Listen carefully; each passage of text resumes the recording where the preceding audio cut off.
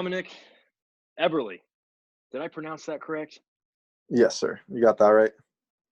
Well, I'm 1 for 1. Here in the next couple minutes, we're going to talk about Dominik's elite mindset and hear about the things that works for him when he's kicking on his best. So, with that, let's not try to set you up any more than what we will set you up for during the next couple minutes. Dominik, thanks for spending some time with us. And please tell these high school kickers what your mindset was when you were in their shoes and how that mindset has changed. So in high school, you're going through a lot of changes. You're going through a lot of thoughts on where you want to go to college.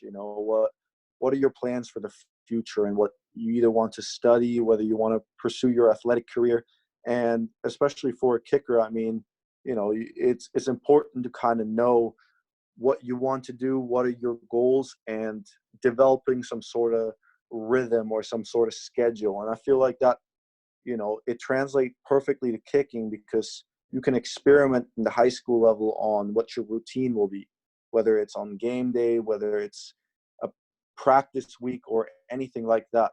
You can really kind of experiment on the routine you want to establish that's going to help you be at your best when you need to be at your best, whether that's going to some sort of kicking camp, whether it's Friday night game against your crosstown rivals, or whether it's the state championship. It's important to kind of have a routine that allows you to perform at your best when you need to be at your best. So that's what they're focusing on now. Like, that's what you focused on when you were in high school. Okay, where am I going to college? What's my finding that routine? Do you feel like you found your routine? And if so, when did that occur? And Yeah, absolutely. I felt like I found my routine pretty early in my high school career, and I've changed certain things about it, especially once you do get to college. Everything is more planned out on traveling, where you're going to play, on how much time you're allowed to have on the field before the game starts, when the team is practicing field goals, or a field goal in pregame, and when all the other positions get on the field. You kind of need to have your routine known before you even step on the field. So in high school, I feel like it's something where you get to experiment with that allows you to be at your best. And once it comes to college, you can fully already practice it, and it's something that you're familiar with rather than just a brand new experience.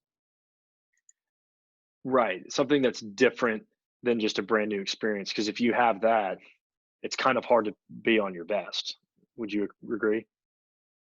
Exactly, because I feel like as long as you can stay locked in and trust your routine, and from past experience that it's worked, you're in a familiar territory and you know what to expect. When you go out, you have the same warm-up routine, you have the same 6 to 8 kicks that you take in warm-up. You get that mindset of, I've been here before and it's nothing new to me. Why should I approach this in a different way than what it already has been in the past? So let's talk about your specific routine. You warm up, it sounded like 6 to 8 kicks. It sounds like you've got something there. But in specific, tell us what your pre-kick routine is. Let's say I give you a scenario here. You are about to go try either a mini camp. So let's give that situation. You go out there for your first kick. It's a 33-yard kick in the middle of the field, an extra point. Walk us through what your routine is. So if we're talking that we have to jog on from the sideline, just like a game-like situation, you want to approach it the same way as if it was a game.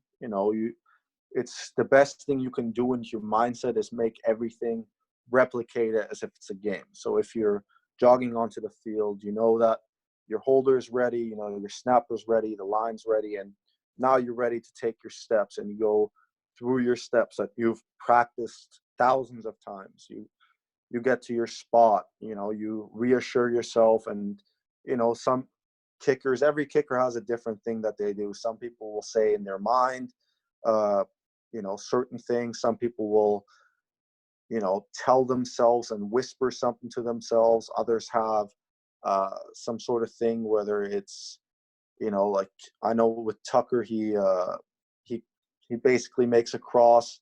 I know that with other guys, they flap their arms, or they really overemphasize getting set. And it's like having that routine where that this is the next step. You get perfectly set when you're back in your stance, and then going out and having the mindset of, I'm going to make this kick no matter what. That is the kind of mindset you have to have when you're approaching it. And it's not about, having 1,000 different things racing through your head. It's about, telling yourself one thing, and that will be what you need to continue telling yourself in order to be successful. So do you tell yourself, I'm going to make this kick? Or what is your thought? So my final thought, right when I'm about to get ready to go kick, is I just tell myself to stand tall. I mean, that's something where I trust my technique, where as long as I stand tall, I'm going to make the kick. The mindset is I will make this kick, but the last reminder I tell myself is just to stand tall. Now, do you tell yourself that in German, or do you tell yourself that in English? In English. I mean, it's kind of funny because, you can have thoughts racing in both languages, but I tell myself that in English. Hey, we're good. We're using the yards, so we're gonna leave the metric system in the German language with meters, right? Yeah, no need for that and confuse everybody. So, looking at your career in the past, that routine, hey, standing tall has worked for you. You're about to go into the NFL. Is is that going to change? What if a coach gives you another tip? Are you flexible to being open to learning new techniques and new ideas? Or, and I know that you may not have the answer here, but kids, high school kids, they end up having new coaches in college, and those new college coaches share something. So, maybe is it best to be open to new ideas, or what have you found that's worked for you? No, I fully agree with, you have to be open to new ideas, because coaches are there to help you be at your best.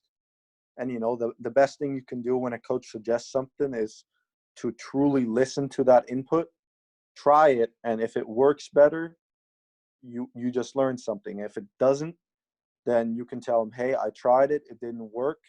I trust you, I trust your input, but it didn't work specifically for me. And that's how it's going to be with no matter which coach you go see. One guy will tell you something and it didn't work, and that doesn't mean he's wrong. It just means it wasn't the right thing for you. With kicking, it's so different, and everybody has a different technique on what they're teaching you. It doesn't mean that they're wrong just because it doesn't work once, but you just have to be open to be coachable in any sense, because as long as the coach is telling you something, he wants you to improve. As the moment where he doesn't tell you anything, he's kind of given up on you, where he's just like, you know what, like this guy thinks he knows it all, and I'm just gonna let him do him. So my advice is to always be coachable. Always be coachable. Are you feeling excited about this opportunity with the Raiders? Yes, I'm very excited and thankful to be part of this amazing organization, and I'm ready to go and compete, and just focusing on myself, on doing my part of the job, and wherever that's going to land me is going to be a good spot.